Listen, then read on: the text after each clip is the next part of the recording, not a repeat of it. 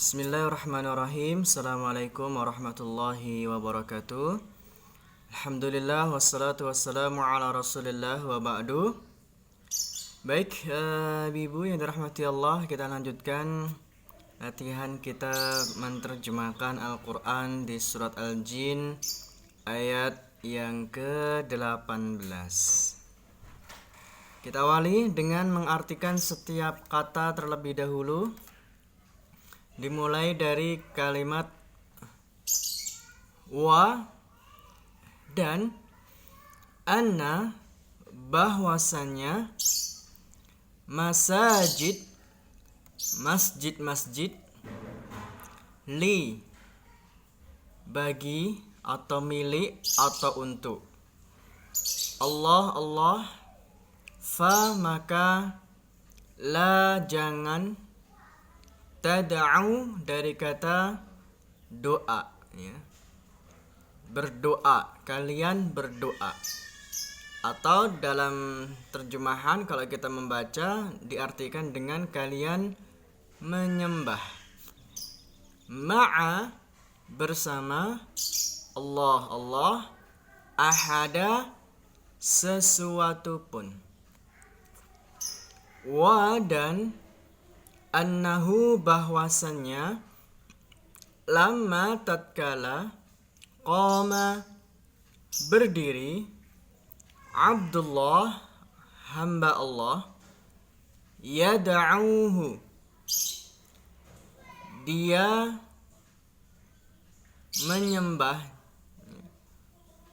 menyembah atau berdoa, kadu, mereka hampir, dari kata kada ya kadu itu hampir, mereka hampir, yakununa diartikan diambil subjeknya saja berarti mereka, alaihi, atasnya atau kepadanya atau terhadapnya. Libada itu mempunyai arti adalah mengerumuni, ya. Berikutnya, kul, katakanlah, innama, sesungguhnya hanyalah, ada'u, aku berdoa, atau diartikan aku menyembah, Rabbi, Tuhanku, wa dan la, tidak, usyrik, aku mensekutukan, bihi, dengannya, ahada, sesuatu pun. Kul, katakanlah, ini sesungguhnya aku, la, tidak, amliku, aku berkuasa, lakum, bagi kalian atau kepada kalian, darron, kemadaratan atau bahaya, wa dan la, tidak, rasyada, kebaikan. Qul, katakanlah, ini sesungguhnya aku, lan, tidak akan, yujira itu mempunyai arti adalah dalam satu doa misalkan Allahumma ajirni, selamatkan, ya. Menyelamatkanku, ni aku, atau melindungiku boleh, min, dari, Allah, ahadun, seorang pun atau sesuatu pun, wa dan lan, tidak akan, ajida, aku mendapati, min, dari, dunihi, selainnya, multahada artinya adalah tempat berlindung.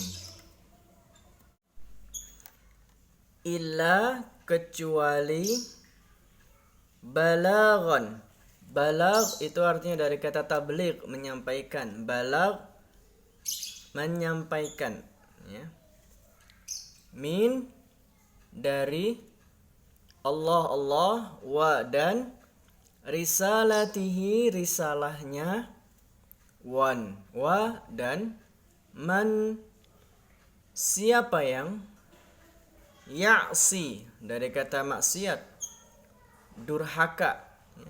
Allah wa dan rasulahu rasulnya, fa maka inna sesungguhnya lahu baginya nara jahannam neraka jahannam, khalidina orang-orang yang kekal, fiha di dalamnya, abadan selamanya.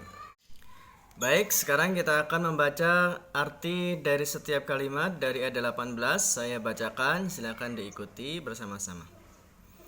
Bismillahi, dengan nama Allah, Ar-Rahmanir-Rahim, Maha Pengasih, Maha Penyayang.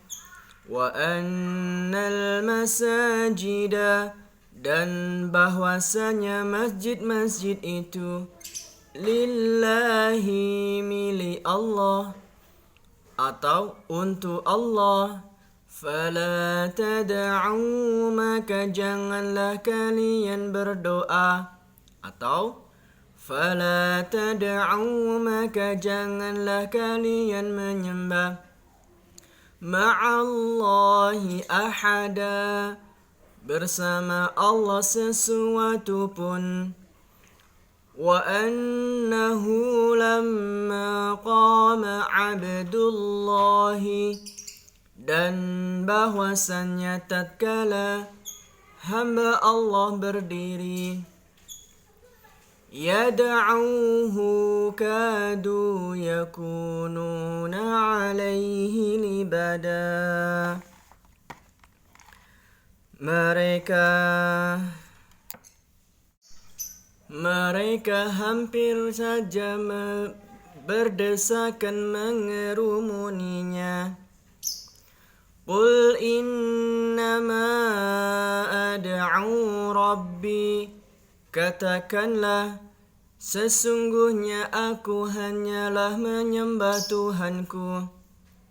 Wala usyriku bihi ahada, dan tidaklah aku mensekutukan dengannya sesuatu pun.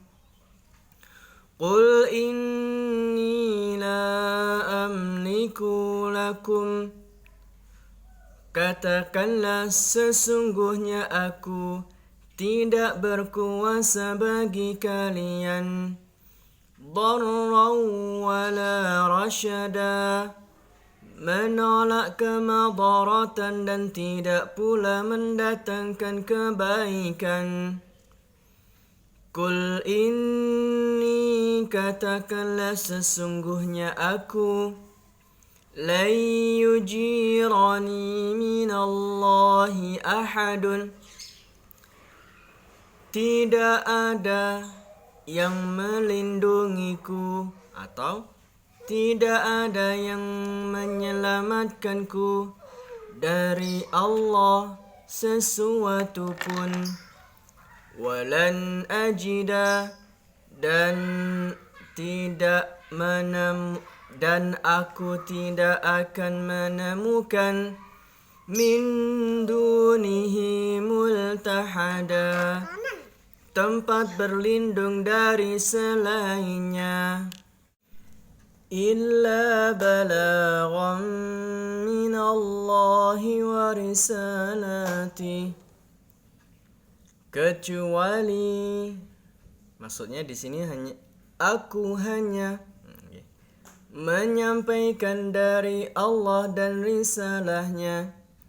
Wa man ya'sillaha wa rasulahu, dan siapa yang durhaka kepada Allah dan Rasulnya, fa inna lahu nara jahannam, maka sesungguhnya baginya neraka jahanam, khalidina fiha abada, mereka kekal di dalamnya.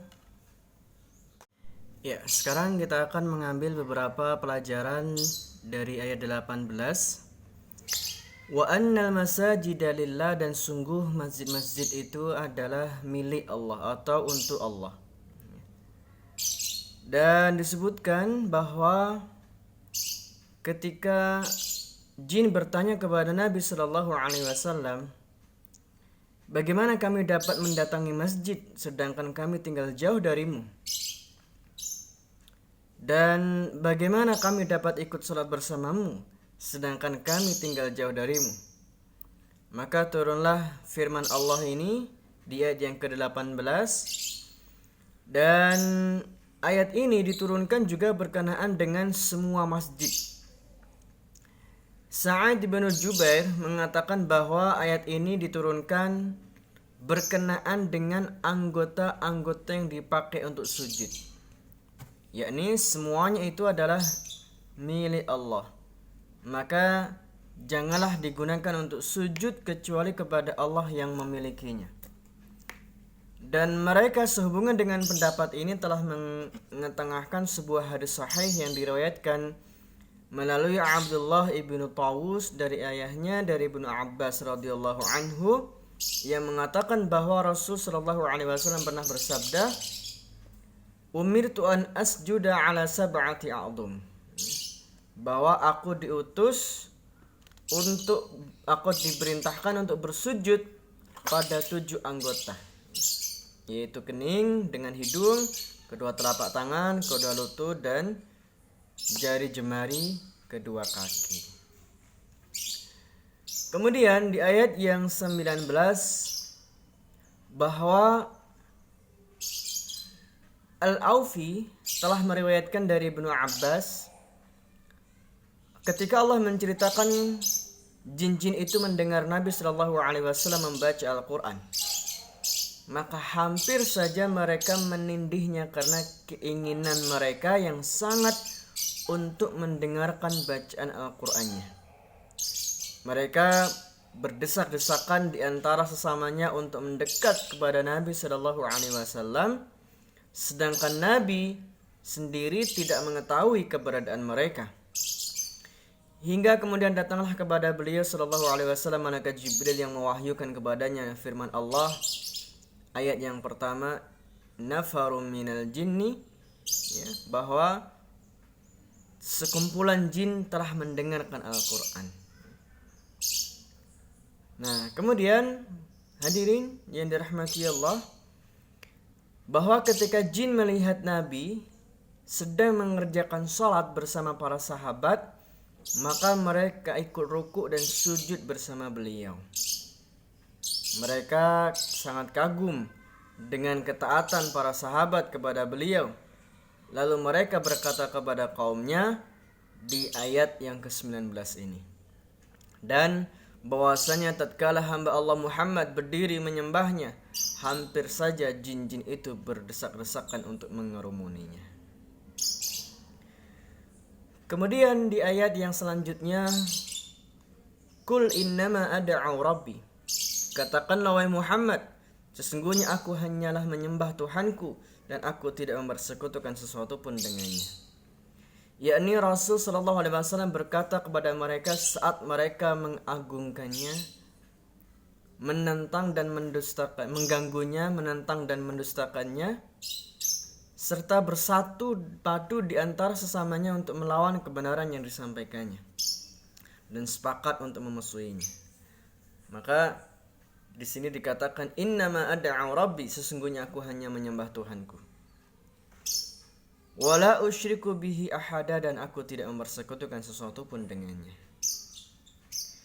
Kemudian Allah berfirman di ayat yang ke-21, inni la amliku lakum dharran wala rasyada, katakanlah sesungguhnya aku tidak kuasa mendatangkan suatu kemadaratan pun dan tidak pula mendatangkan kemanfaatan.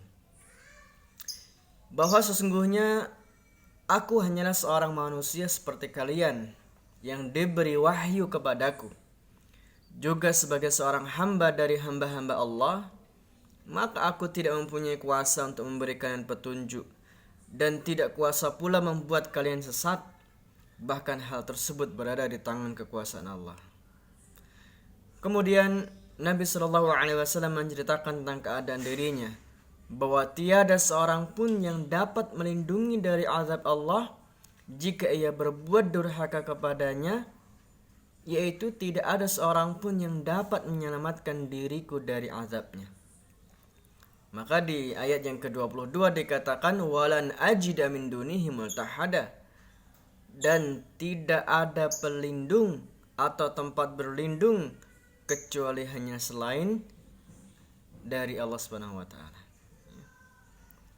Dan di ayat yang ke-23 disebutkan illa balaghan minallahi wa risalati, dan sungguh aku hanyalah orang yang menyampaikan risalah semata. Maka dalam surah Al-Maidah ayat 67 dikatakan ya ayyuhar rasul balligh ma unzila ilaika, wahai rasul-rasul, sampaikanlah apa yang telah diturunkan kepadamu dari Tuhanmu. Maka ini menjadi bukti bahwa adanya Rasul hanyalah untuk menyampaikan risalah dari Allah semata, dan bukan untuk menghakimi, dan bukan juga untuk memberikan kemadaratan dan juga memberikan kebaikan. Maka disinilah semuanya kembali kepada Allah. Kita berlindung kepada Allah, kita menyembah kepada Allah, dan ketika kita bermaksiat kepadanya, maka sungguh neraka jahanam akan menanti orang-orang yang durhaka kepadanya. Semoga bermanfaat. Billahi taufiq wal hidayah. Wassalamualaikum warahmatullahi wabarakatuh.